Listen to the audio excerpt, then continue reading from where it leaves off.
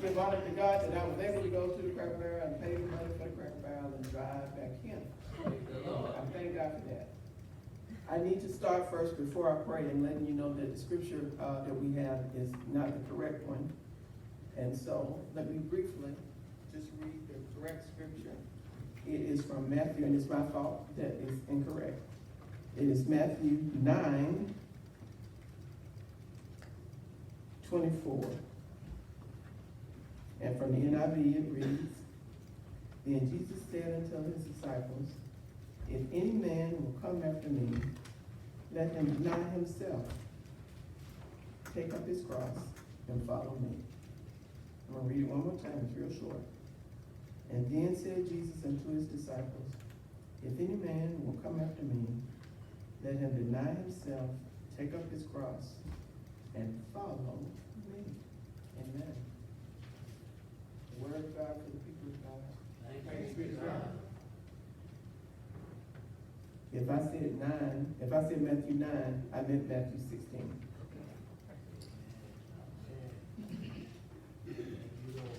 Thank you.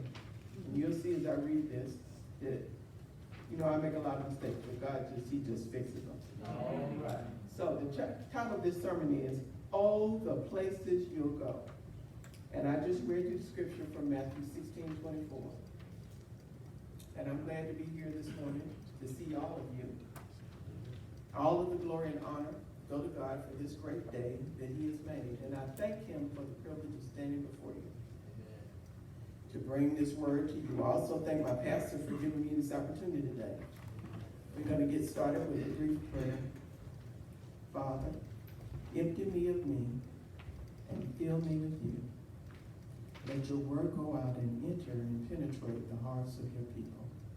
In Jesus' name we do pray. Amen. Amen. All right. Now, I have been a great fan of Dr. Seuss for a long time, since I was a teeny child. And I can remember being excited and proud that I alone could read The Cat and the Hat and Green Eggs and Ham. I recall that in the first grade, we grabbed for those books, and I was happy that I could get one and read it all the way through before I had to share it with anybody else. Now, that was a long time ago. But when I had my own kids, I made sure that I brought all of them,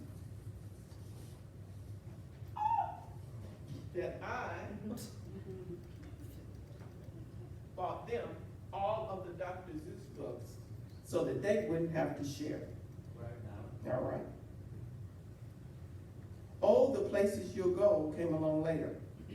I read that this was the last time this was the last book Dr. Seuss wrote before he died. That was around 1990. That was just in time for my kids, because Phil was born in 1990, to get a bit of Seuss's fun in reading. So I'm going to read you just a few lines from this book, Oh, the Places You'll Go. And I can't tell you that I ever read this particular one, but I know I'm a Dr. Seuss fan, and I love that title, Oh, the Places You'll Go. So these are the verses I picked out. You have brains in your head, you have feet in your shoes. You can steer yourself in any direction you choose. You're on your own, and you know what you know. And you are the guy who will decide where to go. Oh, the places you'll go. There is fun to be done. There are points to be scored. There are games to be won. And the magical things you can do with that ball will make you the winningest winner of all. Fame, you will be as famous can be. And will you succeed? Yes, you will indeed. 98 3/4% guaranteed. Kid, you'll move mountains. Let me go to another verse there. You're off to great places. Today is your day. Your mountain is waiting, so get on your way. Congratulations, today is your day. You're off to great places, and you're off and away. You will come to a place where the streets are not marked. Some windows are lighted, and mostly they're dark. A place you could sprain both your elbow and chin. Do you dare stay out? Do you dare go in? How much can you lose? How much can you win? When you're in a slump, you're not in for much fun. Unslumping yourself is not easily done. I'm afraid that sometimes you'll play lonely games too. Games you can't win because you'll play against you. All alone, whether you like it or not, alone will be something you'll be quite a lot. And when you're alone, there's a very good chance you'll meet things that scare you right out of your pants. There are some down the road between hither and yon that can scare you so much you won't want to go on. You'll get mixed up, of course. As you already know, you'll get mixed up with many strange birds, as you know. So be sure when you step with care and great tact. And remember that life's a great balancing act. And just never forget to be dexterous in death. And never mix up your right foot with your left. And will you succeed? And yes, you will succeed. 98.75% guaranteed. Kid, you'll move mountains. So be your name Boxbaum or Bixby or Bray or Mordecai, Alley, Van Allen, O'Shea. You're off to great places. Today is your day. Your mountain is waiting, so get on your way. Man, I thought that was great. I really did. Seems to me the book is about letting kids know that they will have choices in life, that there will be good times and bad times, but that we chart our own course. Of course, we can do that, but I know a better way. It is to follow God, to let him chart our course and not we ourselves. Phil's children's sermon last week moved me. It was about how Jonah had a plan, but God compelled Jonah to give up his plan and follow God's plan. Another title to my message could be Yielding to God's Plan for Our Life, because this message is about yielding and following. Let's take a little peek back in time and see how this works. Balaam the donkey. In Numbers chapter 22, we are introduced to Balaam. He was a mixed bag kind of a guy. Kind of like me. He was not a Jew. He was in fact a sorcerer. But my Bible tells me he acknowledged Yahweh as a powerful God, while at the same time having mixed motives in how he followed God. He did not acknowledge Yahweh as the only true God. Oh, the places we will go. Well, where did Balaam go? After considering disobeying God and cursing Israel at the behest of the Moabite king Balak, the Lord had Balaam's longtime obedient donkey lay down in the road and not only speak to Balaam, but save Balaam's life as the angel of the Lord prepared to slay him. Amen. Where did Balaam go? He went to the Israelites and he blessed them. Who has Numbers, the Numbers verse? Okay, didn't I? I have Numbers 24. Stand up for me and read that. Numbers 24:19. A ruler will rise in Jacob, who will destroy the survivors of earth. Then Balaam looked over toward the people of Amalek and delivered this message. Amalek was the greatest of nations, but its destiny is destruction. Then he looked over toward the Kenites and delivered this message. Your home is secure, your nest is set in the rocks, but the Kenites will be destroyed when Assyria takes you captive. Balaam concluded his messages by saying, alas, who can survive unless God has willed it? Ships will come from the coast of Cyprus. They will oppress Assyria and afflict Eber. But they too will be utterly destroyed. Then Balaam and Balak returned to their homes. All right. I'm going to summarize right quick what she read. the king of Moab wanted Balaam to curse the people. But Balaam couldn't do that because God wouldn't allow that. God wanted the people blessed. So despite his own plan, he had to bless them. That was the blessing. Well, Balaam's life journey did not end well, even though he obeyed God that time. Because like I said, Balaam was not all in with Yahweh. He died in Moab when Israel invaded the land, according to my Bible notes. What do we learn from this experience? God will take us where he wants us to go, despite the plan we have for ourselves. Oh, the places we will go. All right. Esther. Who has Esther 4:14? Yes, sir. For if you remain silent at this time, relief and deliverance for the Jews will arise from another place. But you and your father's family will perish. And who knows but that you have come to royal position for such a time as this. For such a time as this. Most of us know the story of Esther, who is next on our little survey. Queen Esther was just a young Jewish woman, well, before she became queen, who happened to be beautiful. She was also an orphan who lived with her uncle Mordecai. We heard about Mordecai, didn't we?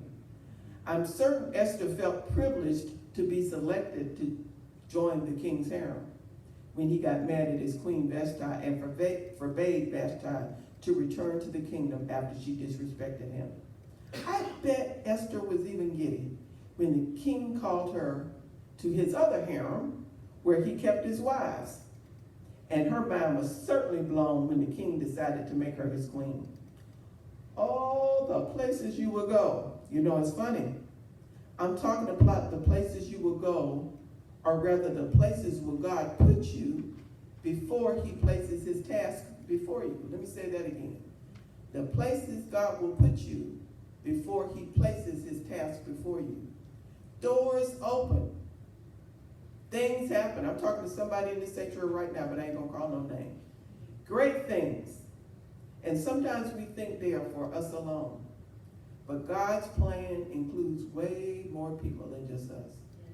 Well, in a nutshell, for such a time as this, God gave Esther favor with the king. She had both his ear and his heart. At great risk to her own life, she asked King Xerxes to spare the lives of all the Jews in Persia, who had been condemned to death by the number 2 Persian ruler, Haman, as payback to her uncle Mordecai, who refused to bow down to Haman. The king, thank God, agreed with her. Let me say it again. God oftentimes puts you in places or in place for purposes you cannot even comprehend until you have been in the position for a while. When it comes time for you to stand for what is right, even if it may hurt, even if it does hurt, are you ready for such a time as this? If so, oh, the places you will go. Next we move to Matthew, the despised. Who has our Matthew 9 through 10? Yes, ma'am. As Jesus passed on from there, he saw a man called Matthew sitting at the tax booth, and he said to him, "Follow me." And he rose and followed him. And as Jesus reclined at the table in the house, behold, many tax collectors and sinners came and were reclining with Jesus and his disciples. Amen.